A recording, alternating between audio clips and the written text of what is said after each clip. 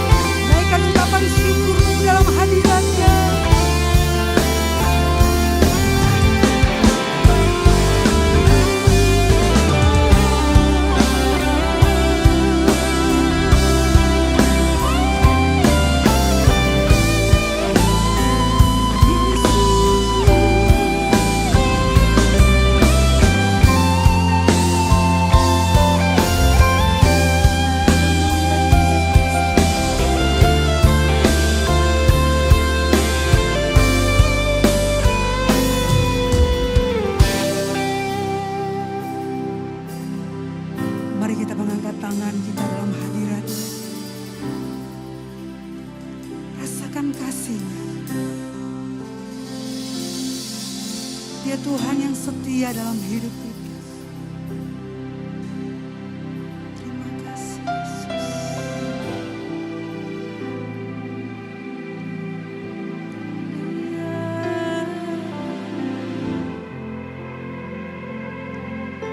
Kami mau terus memuji-Mu Tuhan. Dengan segenap kekuatan kami. Dengan segenap jiwa kami. Dengan segenap akal budi kami.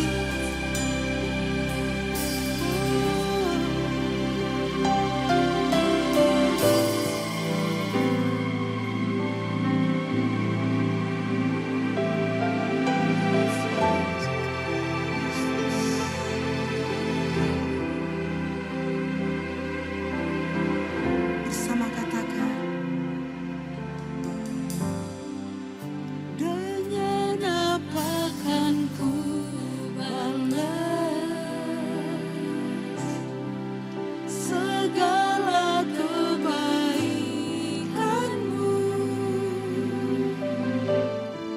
segenap hatiku menyembah-Mu Yesus, ku bersyukur padamu. Dengan apa kan ku balas segala kebaikan-Mu,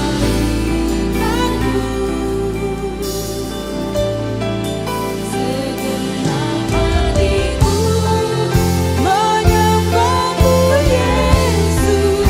Kami bersyukur. Yes. Haleluya. Dengan apa kan ku balas segala kebaikan-Mu, segenap hatiku menyembah-Mu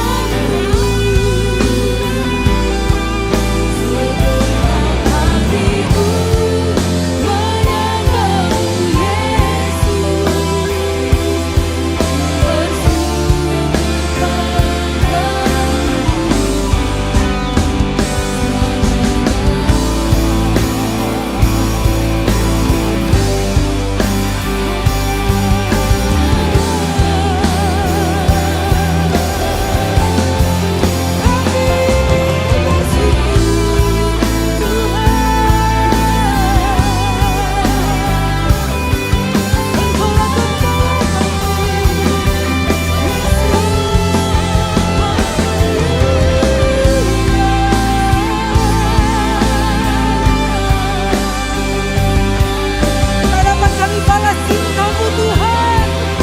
Cinta-Mu terlalu besar dari apapun.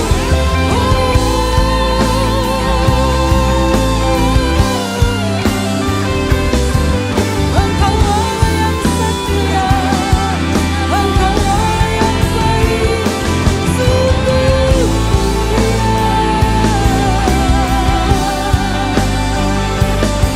terima kasih kami agungkan, kami bermasmur bagi-Mu. Segenap hati kami memuji-Mu, segenap jiwa kami. Yesus.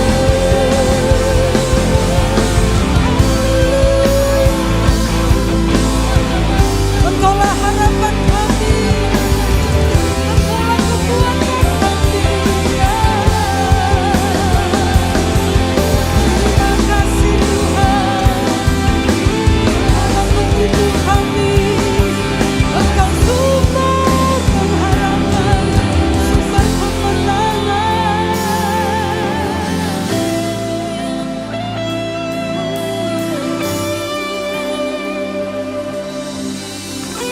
Terus rasakan hadirat-Nya bekerja dalam diri kita.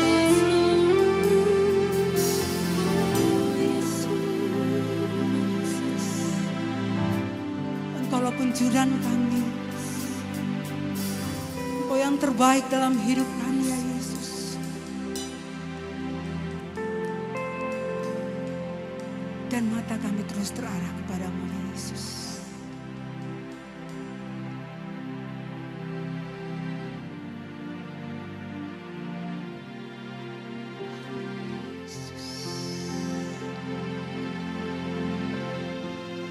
Segenap hidup kami persembahkan hanya kepadamu Tuhan.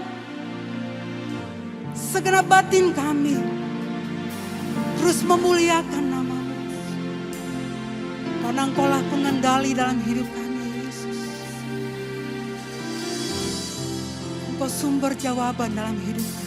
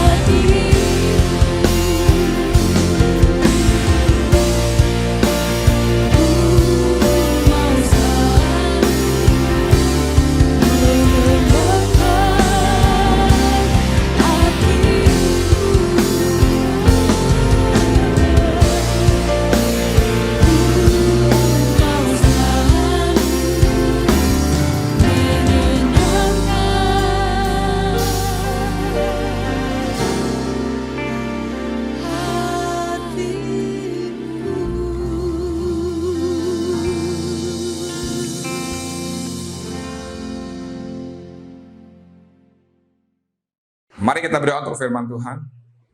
Bapa kami yang ada di dalam surga, Bapa yang kami sembah, di dalam nama Tuhan Yesus Kristus, dengan segala kerendahan hati, kami mau datang untuk mendengarkan kebenaran firman-Mu ya Tuhan.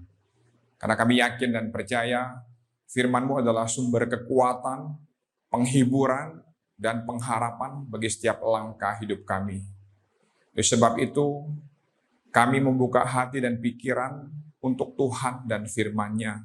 Biar Roh Kudus senantiasa menjamah, menuntun, serta memperbaharui komitmen kami, agar kami semakin hari semakin mengerti dan memahami apa yang menjadi panggilan dan kehendak Tuhan atas hidup yang kami jalani sekarang ini. Berfirmanlah Tuhan, kami siap untuk mendengar dalam nama Tuhan Yesus Kristus. Haleluya. Amin. Selamat pagi jemaat yang dikasihi oleh Tuhan Yesus Kristus. Shalom. Kiranya berkat Tuhan melimpah dalam hidup kita senantiasa. Saya juga mau menyapa saudara-saudara yang beribadah melalui online YouTube GB Battle dan juga melalui Metaverse GB Battle. Biarlah saudara bisa menikmati hadirat Tuhan melalui sarana apapun saudara bisa beribadah. Saya juga menyambut dengan gembira rombongan dari Gereja Kristen Evangelis Kalimantan. Dulu namanya Gereja Dayak Evangelis ya. Kita bersyukur karena banyak suku Dayak yang menerima Yesus sebagai Tuhan dan Juru Selamat. Haleluya. Dan saya dengar sekarang ada lebih kurang 1000 gereja Kristen Evangelis yang ada di berbagai provinsi di Kalimantan. Tuhan Yesus dipermuliakan. Haleluya. Yang baru berdoa adalah Bapak Pendeta Edi Liverda yang menjadi gembala sidang dari GKE yang ada di Jakarta sekarang. Rombongan ini dipimpin oleh Bapak Dr. Willy Yosef. Beliau dulu adalah Bupati di Puruk Cahu, Murung Raya. Di Murung Raya, kota Puruk Cahu di Kalimantan Tengah. Pernah menjadi kandidat gubernur Kalimantan Tengah, tapi rupanya belum waktu Tuhan, kita doakan. Beliau juga menjadi anggota DPR di pusat di Jakarta beberapa waktu yang lampau. Dan beliau punya hati untuk mengajak rekan-rekannya untuk bisa bersama-sama beribadah, bertukar pikiran tentang pengembangan gereja, dan juga sekolah tinggi teologi. Kita menyambut dengan gembira. Kalau boleh berdiri Bapak Ibu supaya bisa dikenal oleh jemaat. Puji Tuhan. Terima kasih banyak, Tuhan memberkati. Silakan duduk. Ditemani juga Pak Iteng, seorang pengusaha tekstil dari Bandung dan juga developer, pokoknya Taman Sakura, Taman Pinus, pertamanan di Bandung, pokoknya Pak Iteng lah ya. Haleluya. Puji Tuhan. Baik, hari ini saya akan menyampaikan firman dengan judul Keluarga yang Diurapi Roh Kudus. Mari kita baca Lukas pasal pertama ayat 5 sampai ayat 15. Saya mengajak kita membaca bersaut-sautan. Saya baca ayat yang ganjil, Bapak Ibu Saudara membaca ayat yang genap. Lalu ayat terakhir ayat 15 kita akan baca bersama-sama sehingga seluruh perikop ini kita akan pahami. Lukas pasal pertama mulai ayat yang kelima. Pada zaman Herodes, Raja Yudea adalah seorang imam yang bernama Zakaria dari rombongan Abia. Istrinya juga berasal dari keturunan Harun, namanya Elisabet. Silakan.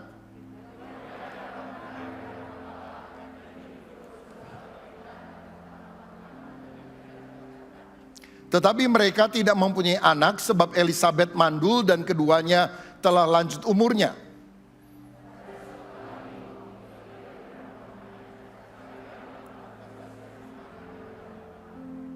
Sebab ketika diundi sebagaimana lazimnya untuk menentukan imam yang bertugas, dialah yang ditunjuk untuk masuk ke dalam bait suci dan membakar ukupan di situ.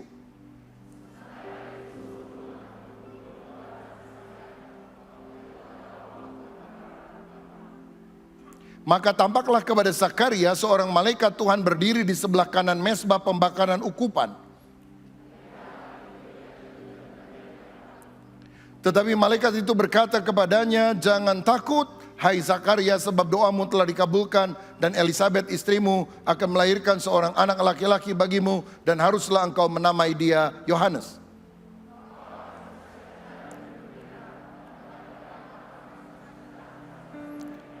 Bersama-sama, sebab ia akan besar di hadapan Tuhan, dan ia tidak akan minum anggur atau minuman keras, dan ia akan penuh dengan Roh Kudus mulai dari rahim ibunya. Amin. Saudara sekalian, hari ini adalah hari Pentakosta.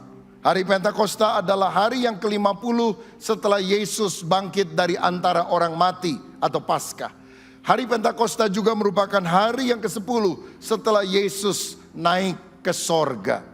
Pada hari Pentakosta, 120 murid berhimpun di loteng Yerusalem. Tiba-tiba mereka penuh dengan Roh Kudus yang nampak bagaikan lidah-lidah api. Dan mereka mulai berbahasa baru sebagaimana yang diilhamkan oleh Roh Kudus. Murid yang semula ketakutan mendapatkan keberanian dari Roh Kudus. Petrus berkhotbah di hadapan begitu banyak orang. 3.000 orang bertobat, dibaptis. Gereja mula-mula dilahirkan.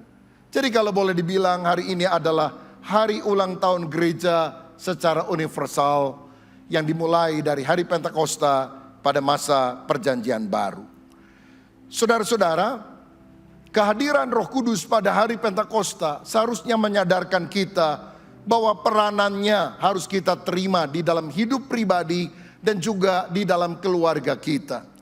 Yesus naik untuk menyiapkan sorga bagi kita. Tapi kemudian Roh Kudus turun untuk menyiapkan kita bagi sorga. Kalau Yesus naik, dia pasti telah menyediakan tempat terindah di sorga bagi kita yang percaya.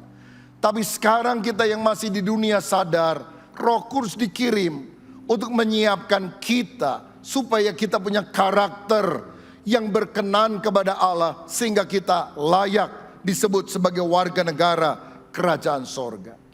Saya yakin kalau Roh Kudus bekerja, pertama-tama dampaknya dialami secara pribadi dan juga kepada orang-orang terdekat, yaitu kepada keluarga. Jangan kita bilang saya penuh Roh Kudus, saya jadi berkat di gereja bagi banyak orang, tapi di rumah bikin ribut terus, berantem terus suami istri, orang tua dan anak. Hidup kita gak jadi teladan, saudara. Karena kehadiran Roh Kudus pertama-tama harus dirasakan oleh orang-orang dalam keluarga kita masing-masing. Salah satu contoh orang yang diurapi, dipenuhi Roh Kudus adalah keluarga Zakaria dan Elisabet. Alkitab berkata bahwa mereka adalah keturunan Imam Harun. Suaminya keturunan Harun, istrinya keturunan Harun.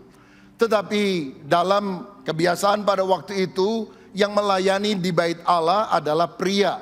Sehingga Zakaria yang melayani di sana, tapi istrinya juga sebagai keturunan Harun tentu mendukung pelayanan suaminya.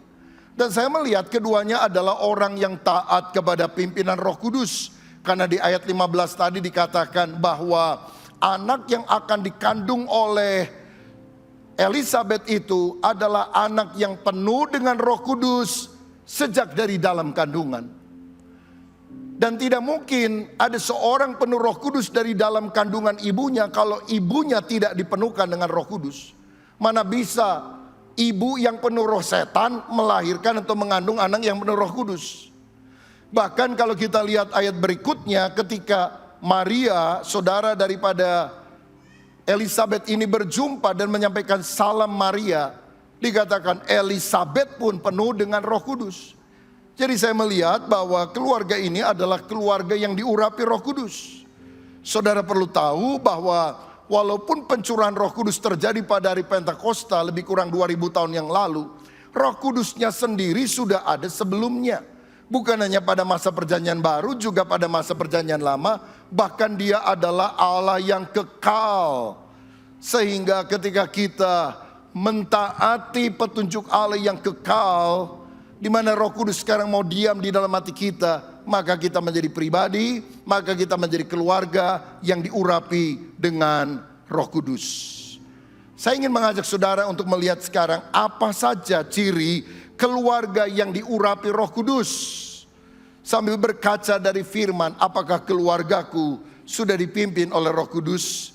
Dan kalau ada ciri-ciri yang belum dalam hidup kita, kita berdoa, kita rindu, Tuhan pulihkanlah keluargaku supaya dipimpin oleh Roh Kudus Allah sendiri. Yang pertama, keluarga yang penuh Roh Kudus adalah keluarga yang hidup saleh. Ayat 6 tadi berkata, keduanya adalah benar di hadapan Allah dan hidup menurut segala perintah dan ketetapan Tuhan dengan tidak bercacat. Mereka orang benar, mereka orang tidak bercacat.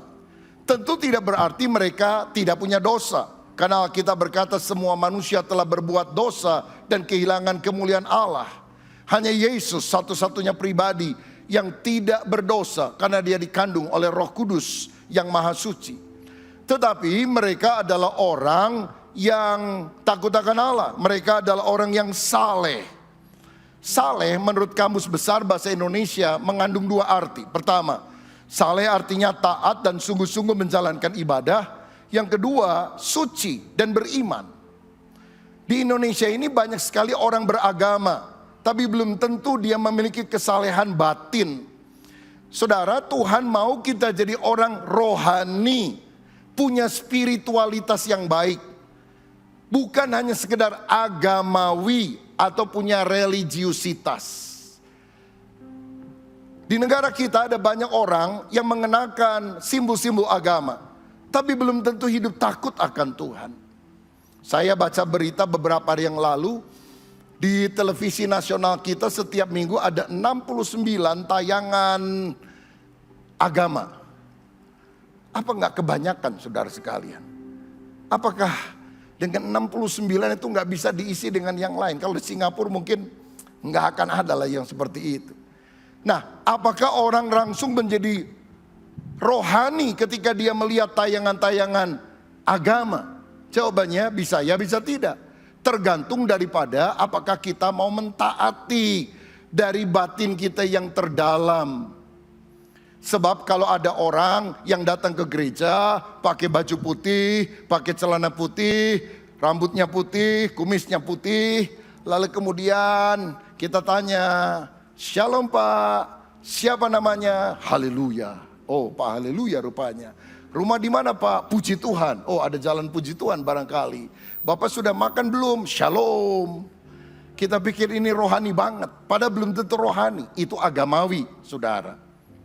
Saya ingat satu kali ada seorang yang ditangkap masuk ke tahanan karena dia suka mencuri ayam.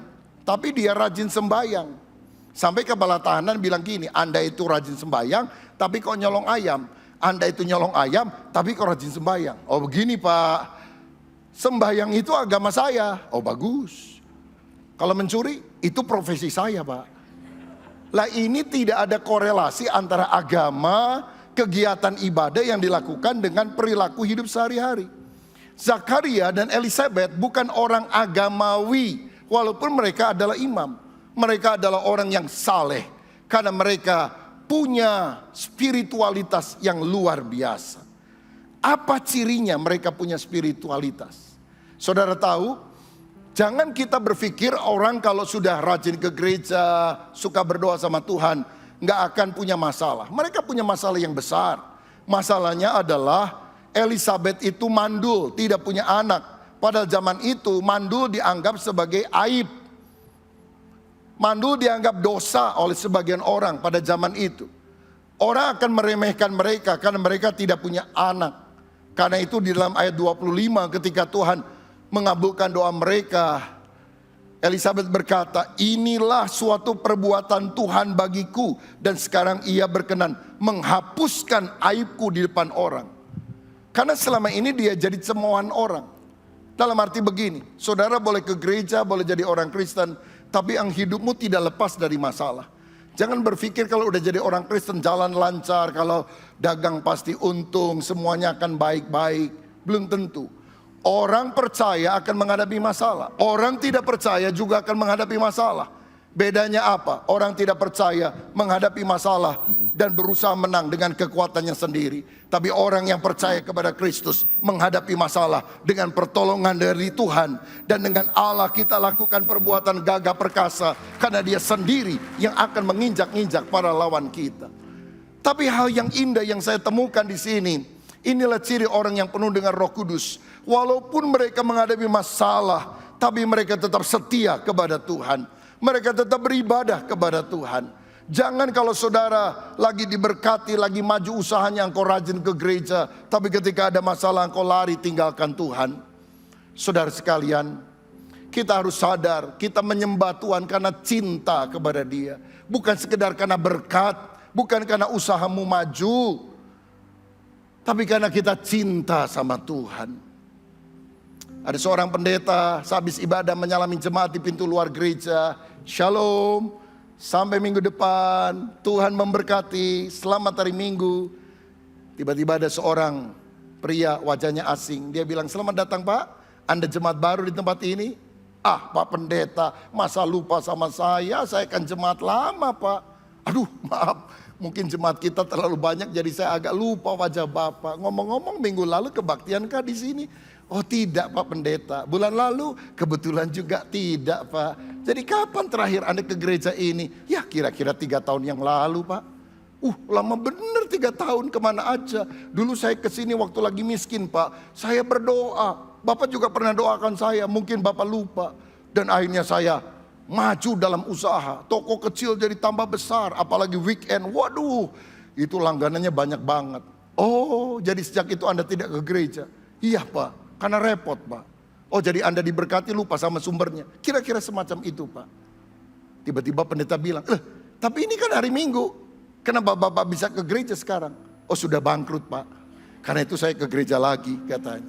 Ini bukan ciri orang yang rohani saudara-saudara. Tuhan mau kita menjadi orang yang setia dalam segala hal. Dan ciri yang lain yang saya temukan dari orang yang saleh seperti Elisabeth adalah pada saat dia hamil, Elisabeth bersyukur dan menyadari itu adalah perbuatan Allah. Dia tidak sombong dan meremehkan orang lain. Berbeda dengan Hagar ketika dia mendapatkan kehamilan yang kemudian punya anak Ismail. Dia memandang rendah istri tuannya yaitu Sarah. Dan Tuhan tidak berkenan dengan sifat itu. Artinya saudara miskin jangan minder karena engkau berharga di mata Tuhan. Engkau kaya, engkau diberkati Tuhan. Engkau naik jabatan, engkau dipromosikan Tuhan. Tetap rendah hati. Karena itu hanyalah anugerah daripada Tuhan kepada kita. Yang luar biasa adalah Elisabeth ini bahkan mengakui keunggulan Maria, familinya yang lebih muda daripada dia. Karena ayat berikutnya berkata, Maria, ibu Yesus sebelum dia melahirkan, datang ke rumah Elisabeth. Dan kemudian Maria mendengar Elisabeth bilang begini, siapa aku ini sampai ibu Tuhanku datang mengunjungi aku. Ini luar biasa loh saudara. Biasanya persaingan itu ada di antara adik kakak, ada di antara family-family. Emang aku kalah sama dia? Gua lebih kaya dari dia, gua lebih hebat dari dia. Dulu tuh ya, bapaknya kalau bukan aku yang bantu, mati mereka semuanya. Nih aku lebih hebat. Kita kadang-kadang suka bersaing itu bukan sama orang jauh, sama orang Afrika, sama orang Amerika. Nggak ada urusan, sama family dekat saudara. Tapi lihat, Elisabeth lebih tua. Elisabeth adalah keluarga imam. Maria adalah keluarga rakyat jelata. Bahkan suaminya hanyalah tukang kayu yang sederhana. Tetapi ketika Maria datang, dia bilang, siapa aku ini sampai ibu Tuhanku datang mengunjungi aku. Karena ayat firman Tuhan berkata ketika Maria masuk ke rumah itu dan menyampaikan salam Maria, Shalom Aleihim. Alkitab bilang Elisabeth penuh dengan Roh Kudus. Bahkan bayi yang ada di dalam kandungan Elisabeth melonjak kegirangan. Karena apa? Dia tahu bahwa yang datang adalah ibu Yesus Sang Juru Selamat. Saya berdoa supaya kata-kata kita juga seperti kata-kata Bunda Maria. Ketika kita mengucapkan perkataan, orang penuh dengan Roh Kudus, orang penuh dengan sukacita. Banyak kali kita ngomong, orang penuh roh setan, saudara sekalian. Karena kata-kata kita penuh makian, umpatan dan sebagainya. Saya yakin orang yang penuh Roh Kudus, kata-katanya jadi berkat bagi orang lain. Janganlah orang Kristen kalau maki orang ngomong, setan lu, babi lu, kecoa, tikus dan sebagainya. Harus dibuang kata-kata semacam itu. Ganti dengan kata-kata berkat, supaya orang yang mendengarnya memperoleh kasih karunia. Orang yang hidup saleh adalah orang yang berbahagia dalam hidup ini. Minggu yang lalu saya ada di Surabaya, saudara-saudara. Ada pelayanan di gereja di sana dan beberapa persekutuan doa. Dan saya juga bersyukur karena minggu yang lalu itu kami kumpul keluarga. Keluarga ayah saya, keluarga Abraham kumpul. Ya hampir 100 orang. Ya, jadi kita kumpul sama-sama di sebuah restoran. Kebetulan papa dan mama saya ulang tahun pernikahan yang ke-59. Rencananya kalau Tuhan kasih umur panjang tahun depan yang ke-60 di Bandung. Jadi karena 59 banyak keluarga ayah saya tinggal di Surabaya, dia yang datang ke sana ajak semuanya traktir makan, saudara-saudara saling cerita tentang kebaikan Tuhan. Saya bersyukur karena punya orang tua yang hidup saleh takut akan Tuhan. Ini adalah legacy, warisan berharga dalam kehidupan. Kalau mereka bercerai pada pernikahan yang ke-25, ke-30, saya tidak bisa menyaksikan berkat Tuhan. Ketika minggu yang lalu mereka merayakan ulang tahun yang ke-59. Saya mau bilang, saudara, kalau engkau mau cerai, ingat ada anak, ada cucu, ada cicit. Legacy apa yang kita bisa berikan kepada mereka? Saya yakin masa depan kita patut menerima yang terbaik dari kita. Memiliki opa oma, orang tua yang hidup saleh. Kita banyak dosa, kekurangan, kelemahan. Bahkan mungkin ada kesalahan besar yang kita pernah lakukan. Bertobat kepada Tuhan, minta diampuni. Agar Tuhan memberikan perkara yang baru. Tapi saya mau katakan, saya sebagai anak, menantu, ada cucu, ada cicit yang hadir. Bersyukur karena kami punya orang tua yang saleh, yang hidup takut akan Tuhan. Itu lebih daripada emas dan perak. Karena dia memberikan teladan bagi kami. Ciri yang kedua dari orang yang penuh dengan Roh Kudus, orang yang diurapi oleh Roh Allah adalah bukan hanya keluarga yang hidup saleh, tapi keluarga yang melayani Tuhan. Ayat 8 dan 9, pada satu kali waktu tiba giliran rombongannya, Zakaria melakukan tugas keimaman di hadapan Tuhan, sebab ketika diundi sebagaimana lazimnya untuk menentukan imam yang bertugas, dialah yang ditunjuk untuk masuk ke dalam bait suci dan membakar ukupan di situ.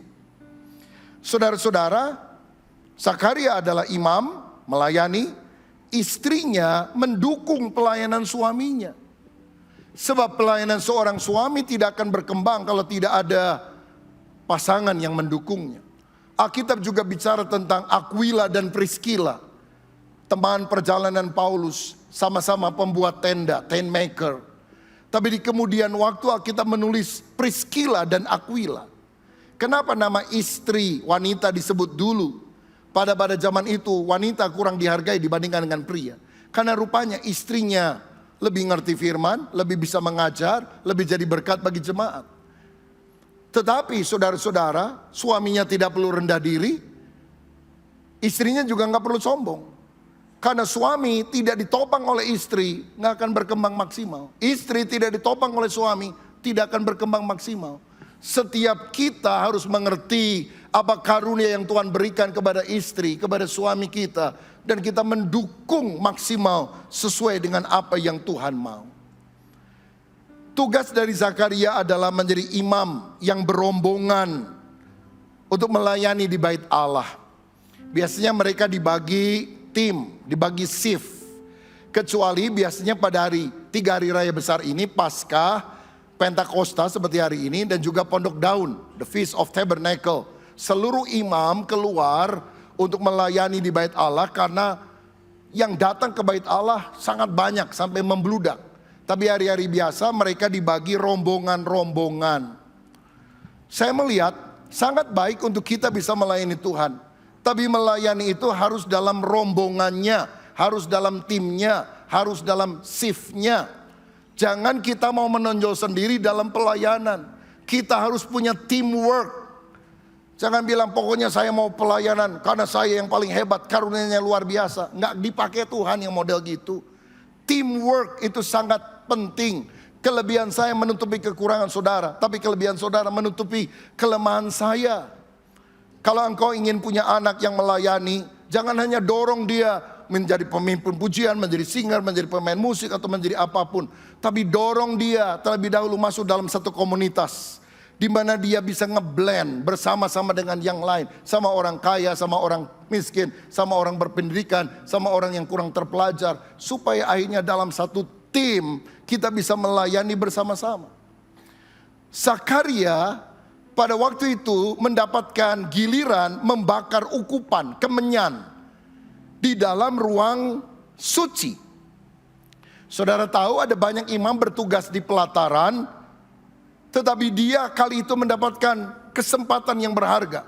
Bisa masuk ke ruangan suci, membakar kemenyan di mesbah ukupan, mesbah dupa.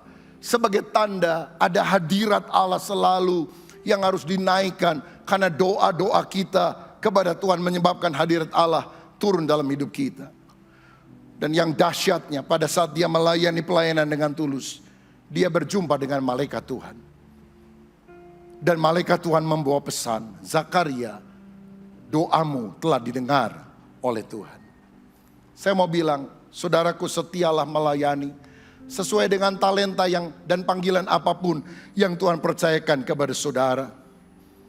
Maka hidupmu akan jadi berkat bagi banyak orang. Saya bersyukur Pak Willy Yosef, Dr. Willy Yosef, sejak dari jadi bupati, saudara, sekarang adik beliau jadi bupati di sana. Dia bukan hanya mengatur pemerintahan daerah yang ada, tapi rindu supaya para hamba-hamba Tuhan khususnya di GKE mengalami kemajuan. Saya pernah diundang dalam satu seminar di Gedung Tambun Bungai, mungkin gedung paling besar ya di Palangkaraya. Dan seingat saya ada lebih dari 1.000 hamba Tuhan, aktivis gereja dari GKE, menerima sesi yang saya bawakan. Pertama kalau saya nggak salah tentang homiletika, ilmu berkhotbah. Yang kedua tentang manajemen gereja. Dan semua difasilitasi dari pemerintah. Dan ada Pak Willy di sana. Kalau tidak berapa besar biayanya? Dari mana pendeta punya uang semacam itu? Kalau saudara punya jabatan, punya posisi, punya pengaruh, gunakan jabatanmu, posisimu, pengaruhmu untuk membawa banyak orang datang kepada Tuhan Yesus. Jangan sukses sendiri. Engkau harus menabur di ladang Tuhan, karena itulah hidup yang berharga. Bukan hanya to take, mengambil dari dunia, tapi to give, memberikan hidup. Karena itulah yang berharga. Apa yang kita miliki akan kita tinggalkan waktu kita mati. Tapi apa yang kita tabur, itu kita akan terima pahalanya di dalam kerajaan sorga. Dalam reuni keluarga kami minggu yang lalu di Surabaya, saya melihat saudara-saudara, 9, semuanya kumpul cukup lengkap. Ayah saya 9 bersaudara, beberapa sudah meninggal. Tapi 5 orang jadi pendeta. Dan di generasi berikutnya, saya jadi pendeta. Ada yang menjadi pendeta berapa bulan lalu khotbah di sini, pendeta Gideon Rusli, itu sepupu saya dari Salatiga. Dia juga mengembalakan jemaat yang besar, mungkin gedung gerejanya salah satu terbesar di kota Salatiga, saudara. Dan ada yang di Bali, ada yang di tempat-tempat yang lain. Generasi berikutnya seperti Jessica dan beberapa liftingnya yang lain juga melayani Tuhan.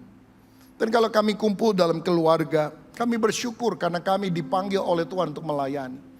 Dan kalau kami ingat-ingat, hitung-hitung, saya pelayanan di Bandung, ada yang di Tasik, ada yang di Jakarta, ada yang di Bali, ada yang di Jawa Tengah, ada yang di luar pulau dan sebagainya.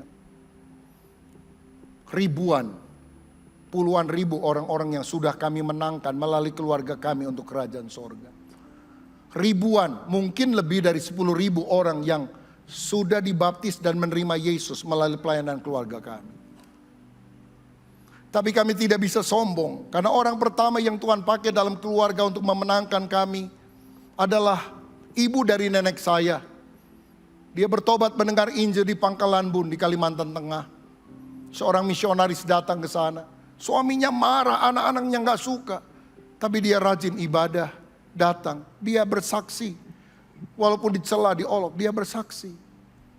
Satu demi satu anggota keluarga kami dibaptis. termasuk opa yang sudah lanjut usia, papahnya opa. Pernah dalam satu baptisan 14 orang keluarga kami, semuanya dibaptis menerima Yesus. Dan sekarang puluhan jadi hamba Tuhan, ribuan, mungkin lebih dari 10.000 yang menerima Yesus dibaptis. Dimenangkan oleh seorang nenek tua sederhana yang buta huruf. Saya mau bilang itu hidup yang paling berharga. Hidup yang simple. Tidak kaya raya, orang sederhana. Tapi keluarganya dimenangkan bagi Tuhan. Keluarganya dipanggil untuk melayani. Apa yang kita bisa banggakan? Oh, saya orang paling kaya, paling hebat. Nothing, semuanya. Nggak ada artinya. Tapi Tuhan, aku persembahkan keluargaku. Aku persembahkan jiwa-jiwa kepadamu. Terima kasih banyak orang mengenal Engkau melalui keluarga kami. Itulah orang yang penuh dengan Roh Kudus. Saudara, maukah saudara melayani Tuhan dalam keluarga? Saya tahu tidak setiap orang harus jadi pendeta, tapi semua orang harus jadi pelita, jadi berkat. Kalau memang Tuhan tidak panggil saudara jadi pendeta, jangan dipaksakan. Tapi kalau memang ada yang dipanggil untuk menjadi hamba Tuhan, berikan hidupnya untuk Tuhan. Saya dulu gak mau jadi pendeta. Saya sudah diterima di sekolah yang bagus yang saya inginkan. Tapi Tuhan memanggil saya. Saya ambil kertas koran yang memuat nama saya. Saya berlutut dan berkata, Tuhan, aku sudah diterima. Tapi kalau Engkau ingin panggil saya jadi hamba Tuhan, ini aku, utuslah aku. Hidup yang melayani adalah hidup yang penuh dengan sukacita. Tantangannya banyak dan besar. Tapi hidup itu bernilai, berarti. Bukan karena uang yang kita dapatkan. Ada sukacita melihat keluarga dipulihkan. Ada sukacita melihat orang bertobat. Di mana pelayanan harus dimulai? Dalam keluarga kita. Dalam keluarga. Ibu-ibu, engkau tidak harus jadi pengkhotbah dulu baru engkau bisa dipakai Tuhan. Layani keluargamu dengan baik. Saya bersyukur punya istri yang memperhatikan saya. Makan pagi, siang atau malam dia yang siapkan, saudara. Kadang dia yang masak, kadang dia pesan, tapi dia selalu prepare, siapkan. Saya tinggal makan. Saya bersyukur untuk hal itu.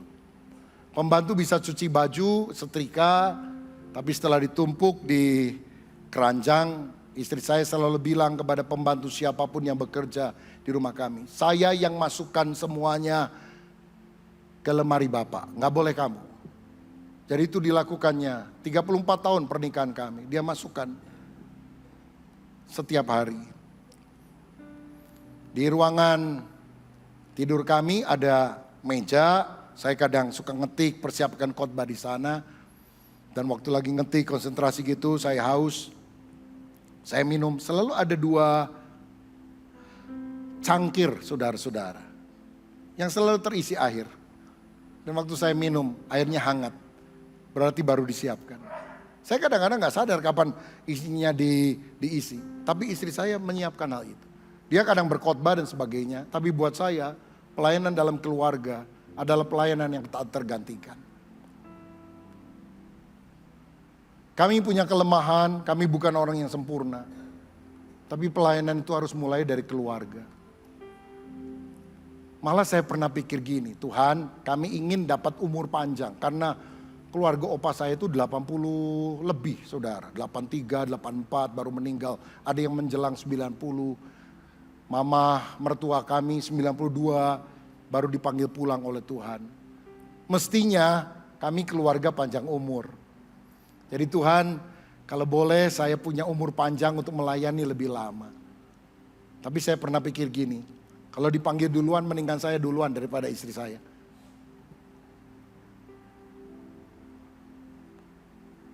Ibu-ibu, jangan hanya sibuk di luar. Layani suamimu. Dengan air minum yang ada, dengan makanan yang ada, dengan pakaian, dengan rumah yang rapi. Saudara boleh pergi ke panti asuhan, panti jompo, nyuapin anak yang gak punya bapak dan sebagainya. Gak ada artinya kalau engkau tidak jadi berkat dalam keluarga. Mulai dari keluarga. Itu yang tidak dilihat orang lain. Saya belum pernah khotbah ini, saudara. Istri saya juga mungkin belum pernah mendengar hal ini. Tapi saya bersyukur karena itu pelayanan. Itu pelayanan. Jangan yang muluk-muluk, wah hebat ya ini dan sebagainya. Maukah kita melayani keluarga kita? Itu ciri orang yang penuh dengan Roh Kudus. Bukan hanya suaranya keras, teriaknya hebat, suaranya bagus, khotbahnya lantang. Mulai dari keluarga. Ciri yang ketiga dari keluarga yang diurapi Roh Kudus adalah keluarga yang berdoa. Ayat 13. Tetapi malaikat itu berkata kepadanya, jangan takut hai Zakaria, sebab doamu telah dikabulkan dan Elisabet istrimu akan melahirkan seorang anak laki-laki bagimu dan haruslah engkau menamai dia Yohanes. Saudara, keluarga yang penuh Roh Kudus itu berdoa, mengandalkan Tuhan. Percaya bahwa rencana Tuhan dan waktu yang terbaik itu berasal dari Tuhan. Zakaria sudah tua, tapi waktu dia melayani dengan tulus, malaikat datang kepada dia. Saya percaya perkara supranatural kadang-kadang menyeruak dalam hidup kita tanpa kita pernah duga hal itu akan terjadi. Saya beberapa hari lalu mendengar di televisi, saudara, ada seorang artis Indonesia main film horor supaya dia lebih menghayati, katanya minta dibuka indera-inderanya supaya bisa melihat setan dan sebagainya, supaya lebih menghayati. Saya nggak mau seperti itu. Saya ingin melihat Tuhan dan kemuliaannya. Dan kadang-kadang waktu hati kita melayani dengan tulus, dia bisa menghadirkan diri dan membawa pesan ilahi. Zakaria, doamu telah dikabulkan oleh Tuhan. Oh, betapa bahagianya kalau Tuhan menyampaikan hari ini, saudara yang sedang sakit dan belum sembuh, engkau yang sedang punya masalah keluarga, engkau yang punya hutang dan belum bisa terlunasi. Pada waktu hari ini engkau berdoa dan Tuhan berbisik di telinga hatimu, anakku, hari ini aku mengabulkan doamu. Itu segala-galanya, saudara. Tuhan berpihak pada kita. Dan itu terjadi waktu kita berdoa dengan segenap hati. Tahukah saudara, Zakaria itu artinya Tuhan telah mengingat.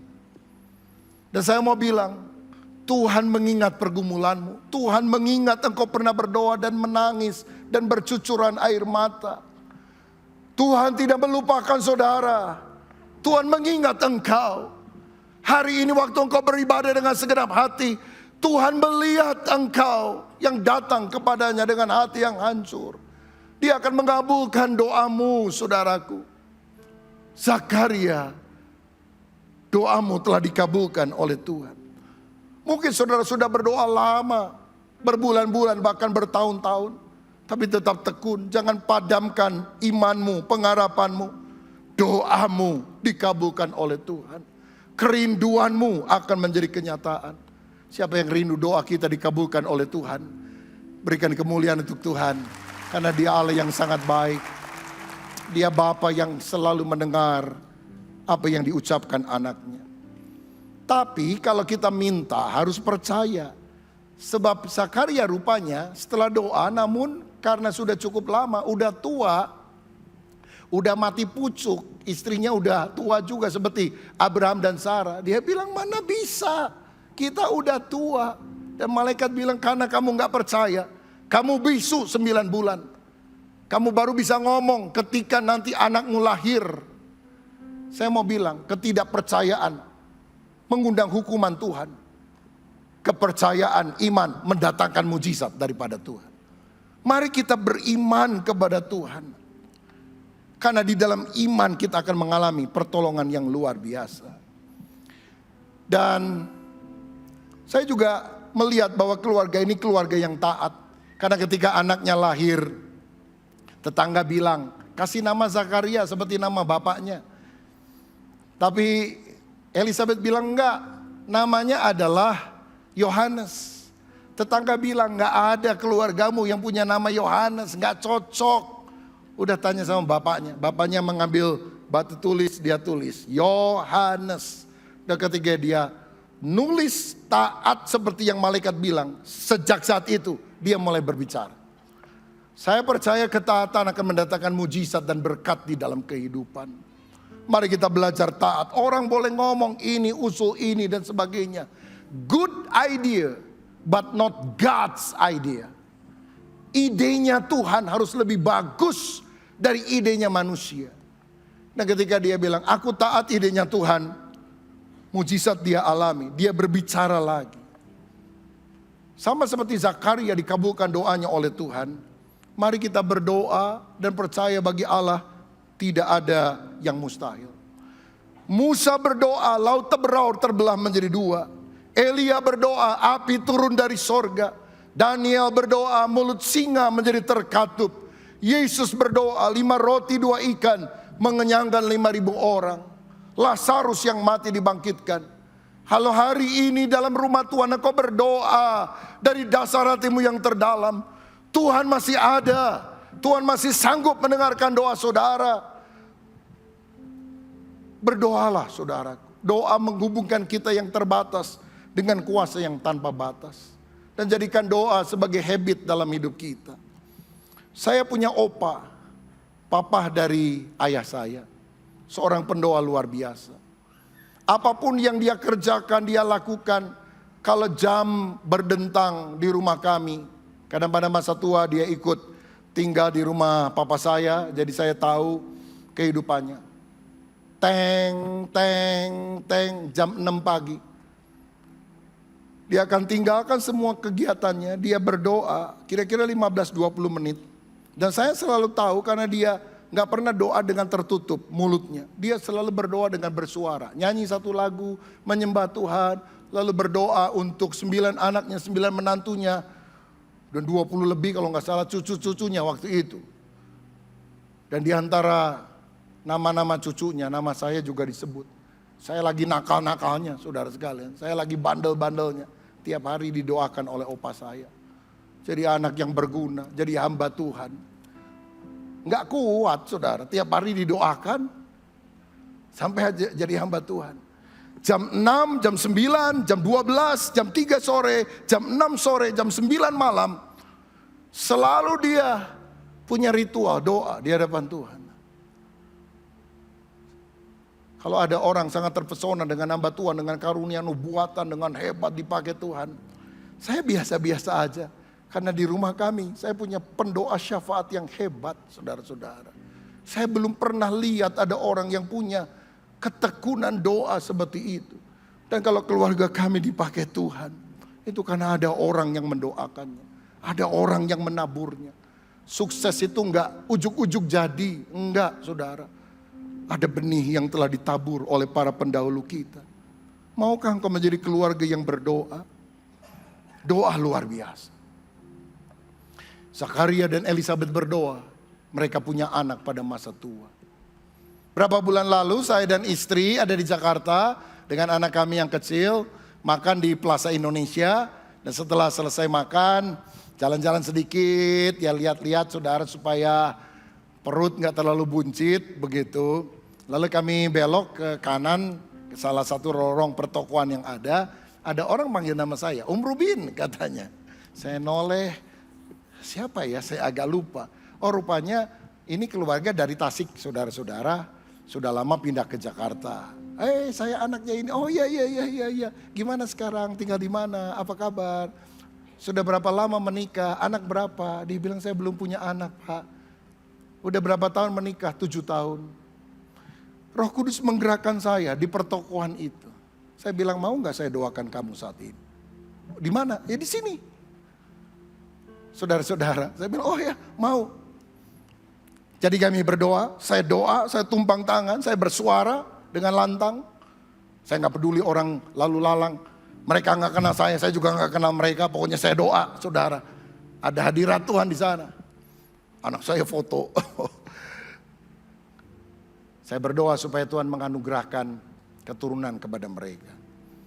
Amin, selesai bulan depan. Rupanya orang itu cari-cari WA saya. Dia dapat, dia bilang, saya WA hanya ingin mengucapkan terima kasih. Karena beberapa saat setelah kita ketemu gak sengaja di sana. Saya pergi ke dokter. Dan istri saya dinyatakan hamil.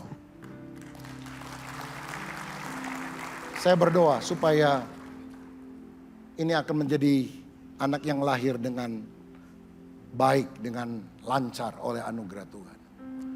Kalau saya lewatnya ke kiri nggak ketemu tuh saudara sekalian.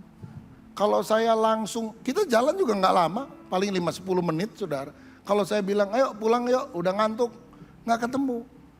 Ada peristiwa yang tampaknya kebetulan, tapi ada perjumpaan ilahi yang Tuhan bisa lakukan. Dan kalau engkau mempercayai hal itu, mujizat masih terjadi saat ini. 2 bulan lalu saya melayani di gereja yang kita gembalakan di Jakarta. Dan seorang pengurus ngajak saya makan siang. Saya dan istri, dia dengan istrinya ngobrol-ngobrol. Dan dia sharing gini, Pak, masa pandemi ini masa yang sangat berat. Saya punya utang besar, Pak.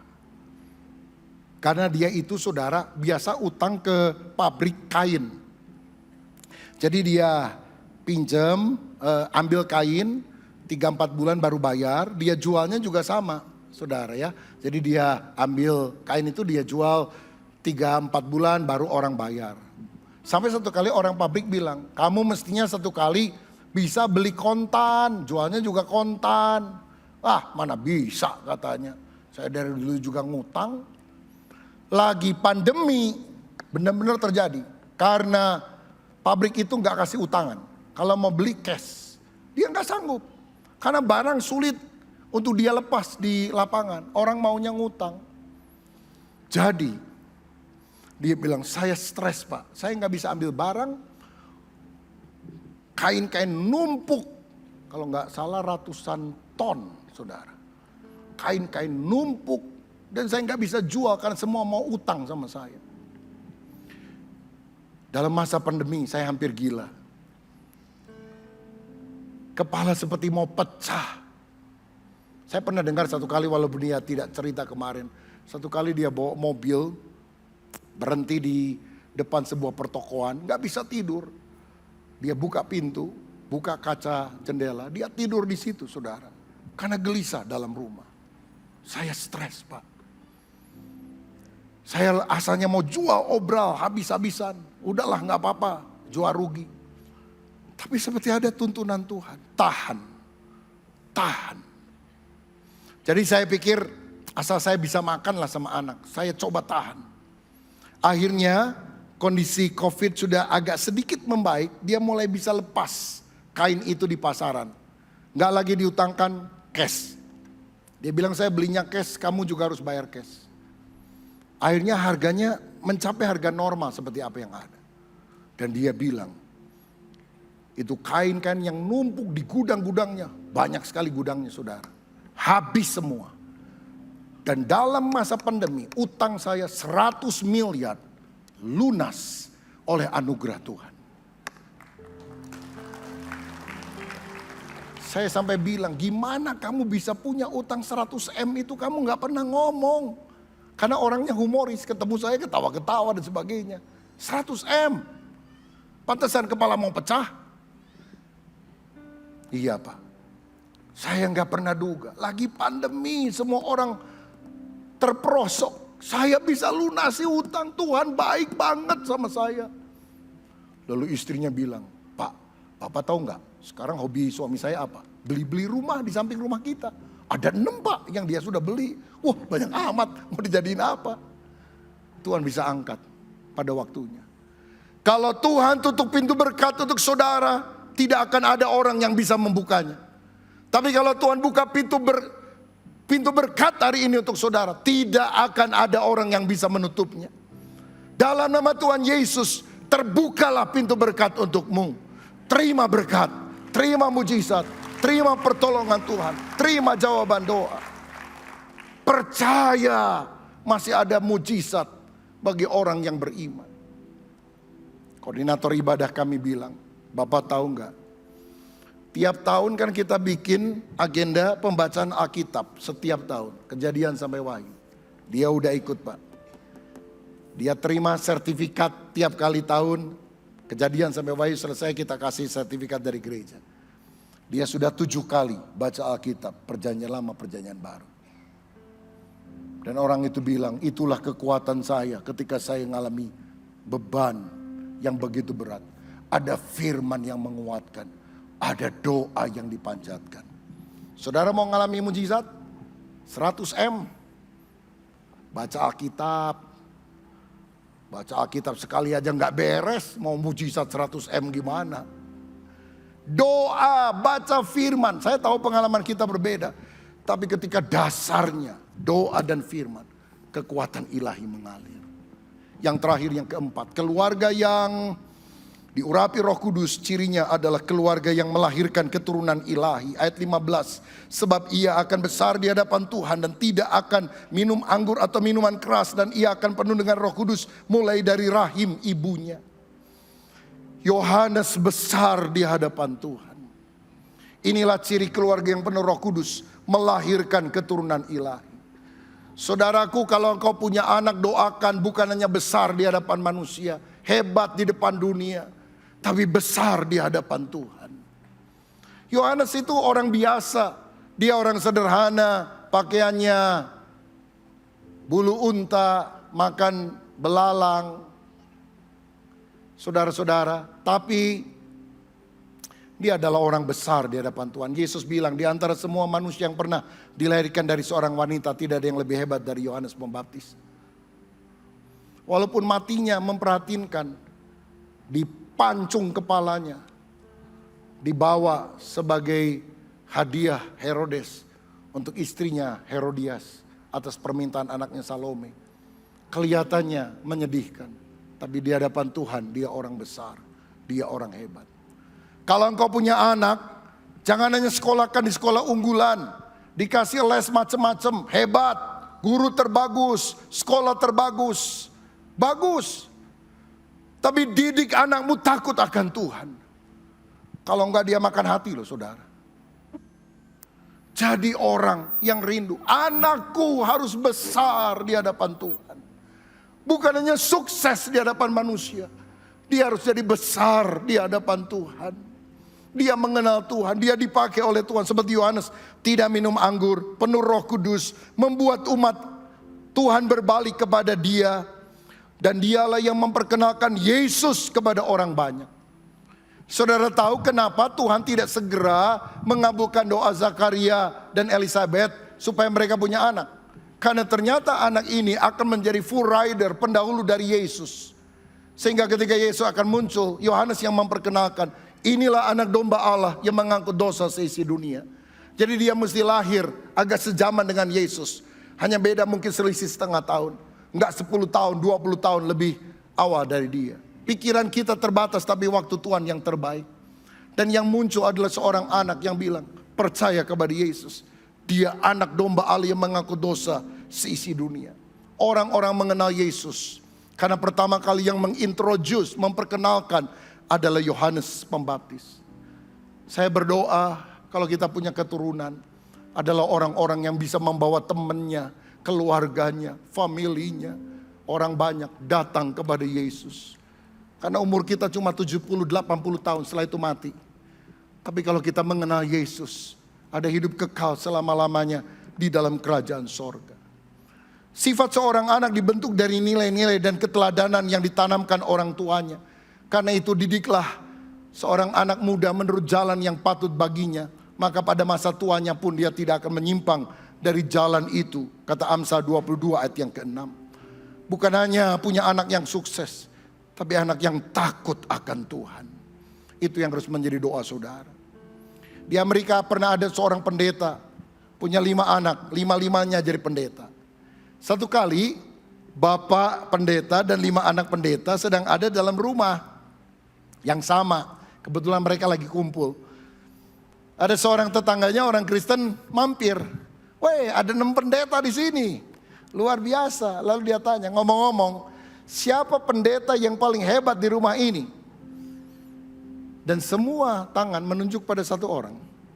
Dan itu adalah ibu mereka, mama mereka. Dia adalah pendeta terhebat di rumah kami. Oh, mama kamu gak pernah saya dengar khotbah. Oh, dia tidak berkhotbah di mimbar. Tapi dia berkhotbah dengan makanan yang dia siapkan. Dia berkhotbah dengan pakaian yang bersih yang dia bersihkan untuk kami. Dia setrika untuk kami. Dia adalah mama yang selalu siap dengan nasihat dan kasihnya. Memang kami jadi 6 pendeta. Tapi mama kami adalah pendeta terbaik di rumah ini. Itulah pelayanan sejati. Itulah artinya dipimpin oleh Roh Kudus. Dampaknya luar biasa kepada generasi berikutnya. Saya pernah membaca keturunan seorang ateis bernama Mac Jukes menikah dengan Aida Teik, orang yang tidak kenal Tuhan.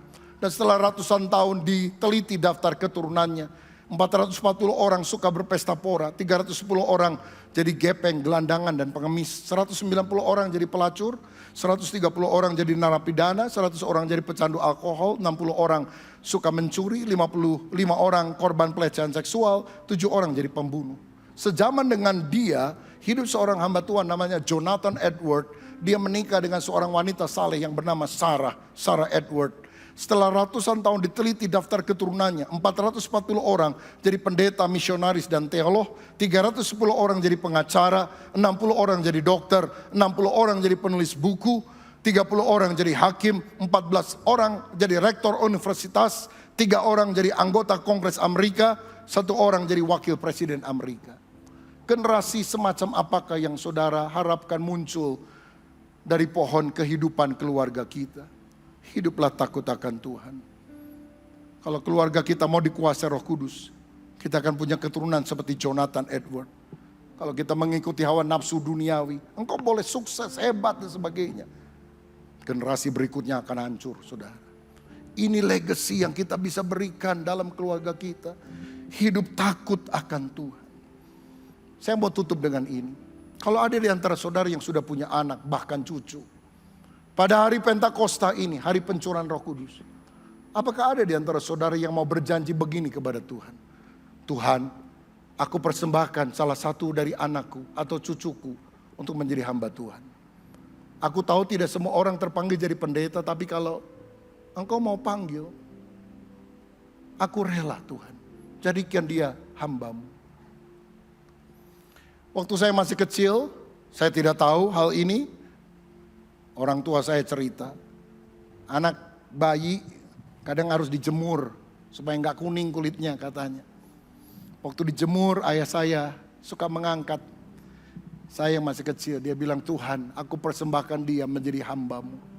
Jadi hamba Tuhan. Saya nggak tahu saudara. Tapi ayah saya berdoa, ibu saya berdoa untuk hal itu.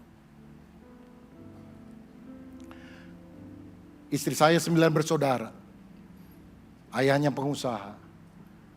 Tidak ada di antara keluarga yang jadi pendeta. Tapi satu kali Tuhan panggil istri saya untuk masuk sekolah Alkitab, untuk jadi hamba Tuhan. Dia ngomong sama mamanya, aduh kamu mesti tanya sama papa. Tapi kalau mama sih setuju, karena tanpa ada orang tahu, mama pernah doa, Tuhan, salah satu anakku dari 9 ini, kalau bisa ada 1 jadi hamba Tuhan. Doa seorang ayah dan ibu yang sungguh-sungguh, itu didengar loh oleh Tuhan. Mungkin anakmu, cucumu gak tahu. Tapi kalau hari Pentakosta ini, engkau bernasar mempersembahkan, bukan korban bakaran, tapi salah satu anggota keluargamu, pakai dia untuk besar di hadapan Tuhan. Doamu akan dikabulkan oleh Tuhan. Saya dipercaya menjadi ketua sinode, salah satu sinode terbesar di Indonesia sekarang. 6.600 gereja lokal di 27 negara, 3 juta lebih anggota jemaat di seluruh dunia. Ada di 5 benua, Asia, Amerika, Eropa, Australia, Afrika. Jangan tanya, kok hebat ya bisa begitu. Tanya siapa yang melahirkannya. Tanya kenapa saya bisa seperti ini. Karena kita gak lahir dari batu, saudara. Kita dilahirkan oleh orang tua. Dan ada sesuatu yang telah ditabur oleh orang tua. Dan kita menerima anugerah Tuhan daripada itu. Maukah saudara membenahi diri? Jangan hanya cari kejar sukses. Aku rindu keluargaku. Generasi yang berikutnya jadi saleh, hidup takut akan Tuhan, besar di hadapan Tuhan, melayani Tuhan untuk kemuliaan namamu. Kalau hari ini engkau berjanji kepada Tuhan, saya percaya Tuhan mendengar. Tuhan, kalau engkau mau salah satu anakku jadi hambamu, aku tidak akan menahannya. Dan aku tidak berikan yang paling bodoh. Aku berikan yang terbaik. Karena jika Engkau adalah Tuhan, Engkau layak menerima yang terbaik dari hidupku. Kalau itu doa saudara, ucapkan hari ini. Roh Kudus akan hadir dan membawa keluargamu menjadi keluarga yang dipakai Tuhan secara luar biasa.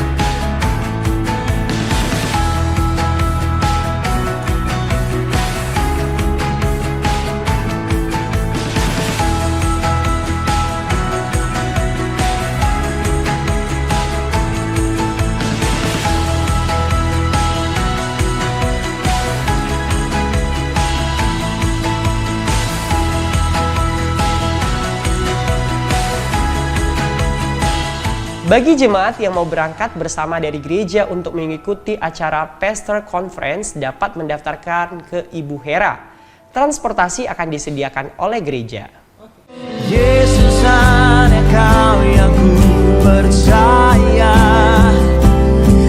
Mari hadir dalam ibadah Night of Worship yang akan diadakan pada hari Kamis 31 Agustus 2023 pukul 7.30 malam di Food Hall Kebun Jeruk lantai 3. Ibadah ini akan dilayani oleh hambanya Frankie Kuncoro. Mari ajak rekan-rekan lainnya untuk diberkati melalui ibadah ini. Dalamnya kasih-Mu hanya Kau Yesus yang kuandalkan, hanya Kau Yesus yang kuandalkan.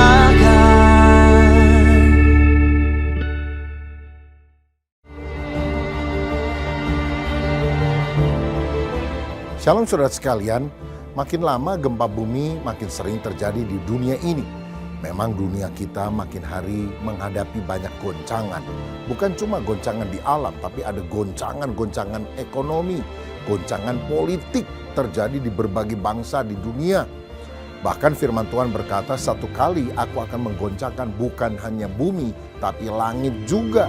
Meteor jatuh, macam-macam perkara yang tidak diharapkan mulai menimpa bumi.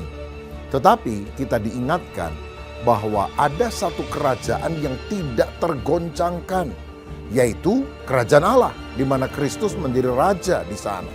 Makanya jangan berharap kepada manusia, kekayaan kita, deposito kita.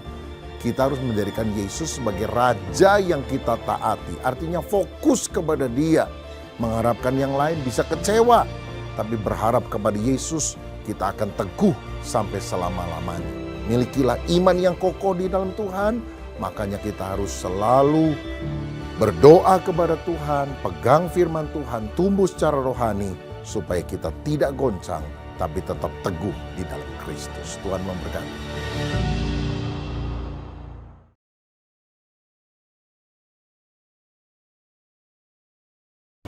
Saya percaya kita semua dilawat melalui pujian dan penyembahan serta firman Tuhan yang sungguh memberkati pada hari ini.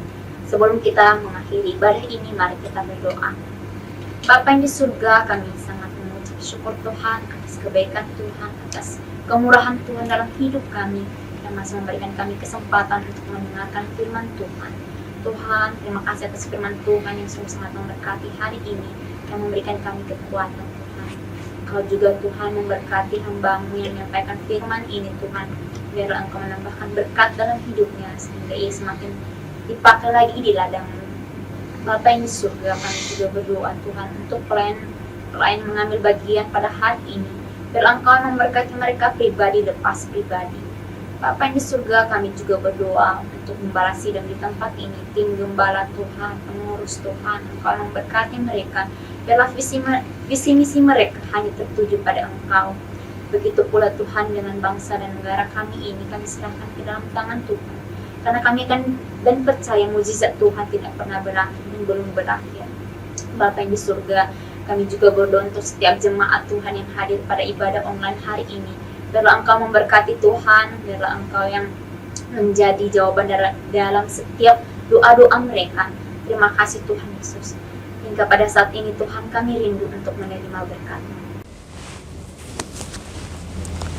Saudara, kita masuki minggu ini dengan tetap berpengharapan kepada Tuhan. Dan terimalah berkat Tuhan.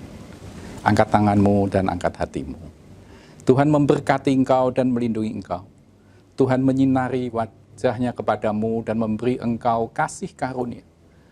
Tuhan menghadapkan wajahnya dan memberi engkau karunia-karunia yang sempurna. Sehingga setiap di antara saudara dan saya boleh mendapatkan penyertaan ilahi yang sempurna menyertai kehidupan saudara dan saya dari saat ini bahkan sampai selama-lamanya. Yang percaya bersama-sama kita katakan, amin. Tuhan memberkati, salam sehati.